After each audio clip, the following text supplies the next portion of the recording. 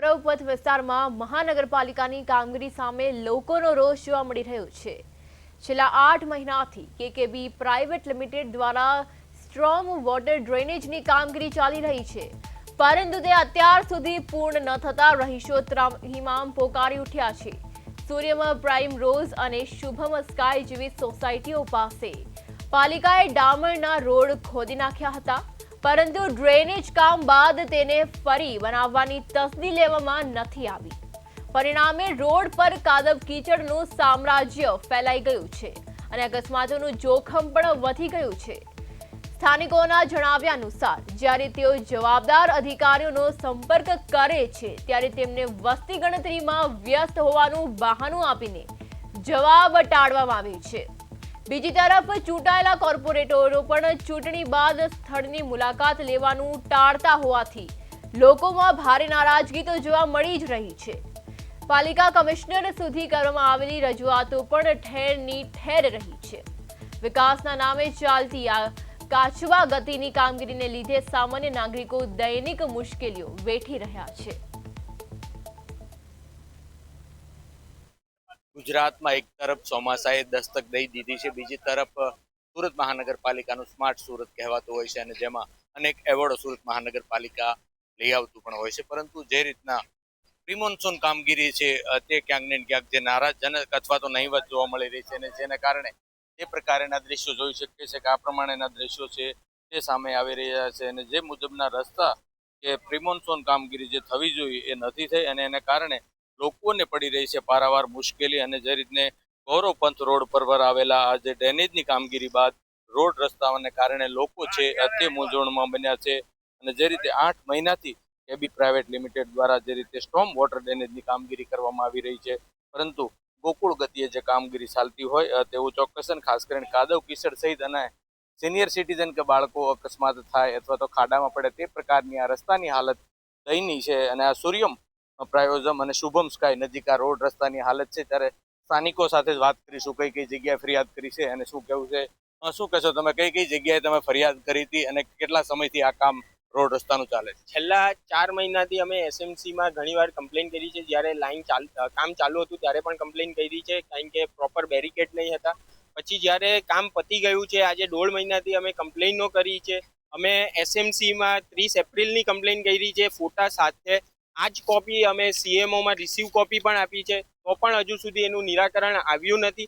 રોજ 1 માણસ 2 માણસ આવે, કામ કરે, જતા રહે, બસ એ જ ચાલે છે। છેલ્લા 2 મહિનાથી તો અમે જોઈએ જ છે કે આ જ વસ્તુ ચાલે છે, આગળ કંઈ વધતું નથી। આની કોર્પોરેટર તમારા કોણ કોણ છે આ વિસ્તારના અને કોઈ તમે એને જાણ કરી છે કે આવે છે અથવા તો ધારાસભ્યનો પત્ર પણ સામે આવ્યો છે? સ્થાનિક કોર્પોરેટરો આવે છે, અમને આશ્વાસન પણ આપી જાય છે, પણ એ અધિકારીઓ પણ એમનું સંભાળતા નથી, તો કોણ જવાબદાર? અધિકારીઓને અમે ફોન કરીએ છીએ તો વસ્તી ગણતરીના બહાને, ઇલેક્શન ડ્યુટીના બહાને અથવા તો મોદી સાહેબ આવવાના છે એના બહાને બધા બહાર રહે છે। તમે શું કહેશો કે પુણેશભાઈ સહિતના જે રજૂઆત કરી છે? હા, બધાને રજૂઆત કરવા છતાં બી અહીં સુરત મ્યુનિસિપલ કોર્પોરેશનના કોઈ બી કર્મચારી વિઝિટ માટે આવવા તૈયાર નથી।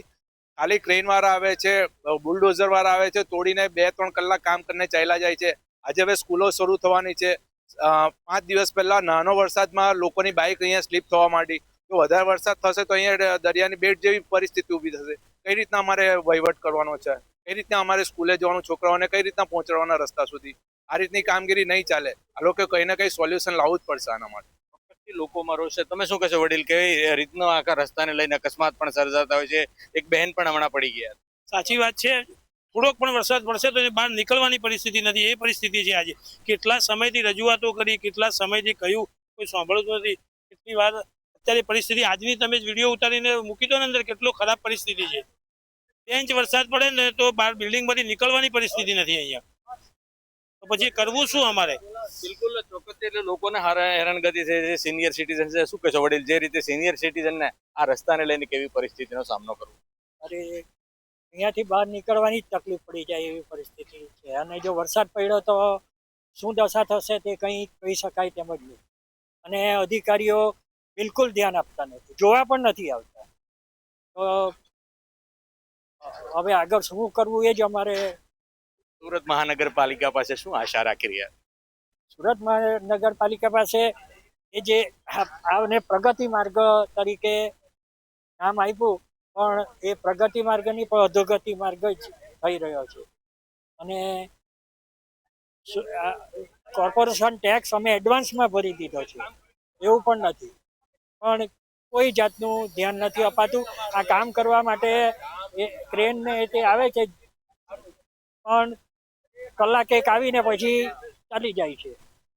એટલે રોજ બારોબાર છે અને જે રીતે જોઈ શકીએ છે તે મુજબના દ્રશ્યો કે અત્યારે જે પ્રકારે જોઈ શકીએ છે તે મુજબ આ રસ્તાનું કામગીરી છે તે શરૂ કરવામાં આવી છે, પરંતુ જે રીતે કામગીરી એટલે કે ગોકળ ગતિ અને ખાસ કરીને જે અધિકારીઓ ગાંઠતા નથી તે વાત ચોક્કસ છે. અને જે રીતે મંદ ગતિ આ કામ ચાલી રહ્યું છે એને કારણે વારંવાર મુશ્કેલી છે તે પડી રહી છે અને અનેક લોકોને આ રસ્તાને લઈને જે અકસ્માત સર્જાવાની ભીતિ ને એક મહિલાનો પણ અકસ્માત ગઈકાલે જ સર્જાયો હતો, એટલે ચોક્કસથી નારાજગી છે. બીજી તરફ અધિકારીઓ એટલે કે અહીંના કોર્પોરેટરો છે તેમાંથી એક જ કોર્પોરેટર આવ્યા હતા અને તે સિવાયના જે કોર્પોરેટરો પણ નથી આવ્યા. બીજી તરફ વાત કરીએ તો ધારાસભ્ય પુણેશ મોદીએ પત્ર લખ્યો છે, તેમ છતાં પણ અધિકારીઓ ગાંઠતા નથી, એટલે ચોક્કસથી સ્થાનિકોમાં સુરત મહાનગરપાલિકાના તંત્ર સામે ભારોભાર રોષ છે, કારણ કે મહાનગરપાલિકાના અધિકારીઓ અનેક બહાના બતાવી રહ્યા છે પરંતુ કામગીરી છે તે કરતા નથી, જેને કારણે લોકોને પારાવાર મુશ્કેલી પડી રહી છે. કેમેરામેન અજય કુમાર સાથે અરવિંદ રાઠોડ, પ્રદેશ 24 ગુજરાતી, સુરત.